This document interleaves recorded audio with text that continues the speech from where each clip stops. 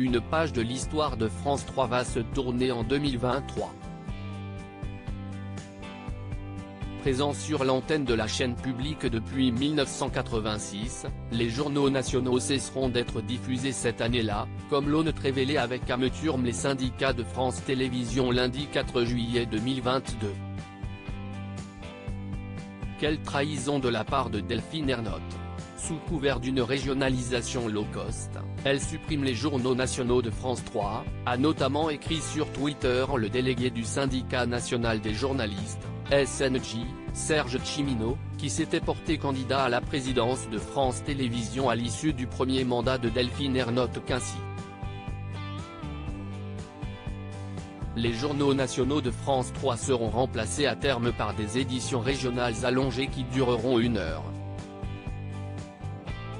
Ces dernières traiteront également de l'actualité nationale et internationale, qui continuera d'être fabriquée par Paris suite à la fusion des rédactions de France 2 et France 3. Concrètement, chacune des 24 éditions régionales de France 3 sera libre d'intégrer les sujets qu'elle souhaite dans son JT.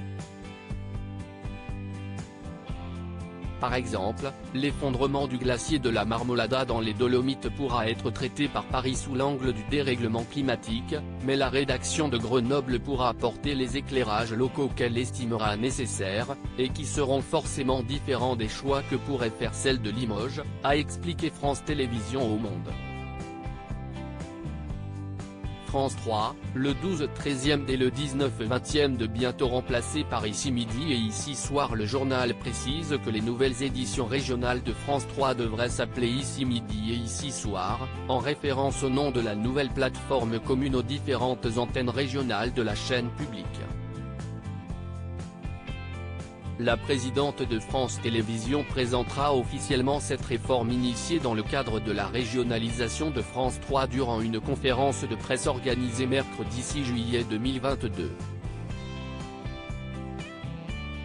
Après la fermeture du Soir 3 il y a 3 ans, Delphine Ernotte supprime les éditions nationales de France 3 pour faire, sans aucun doute, plaisir aux politiques. C'est une saignée inadmissible pour l'information nationale, a fustigé pour sa part Serge Tchimino.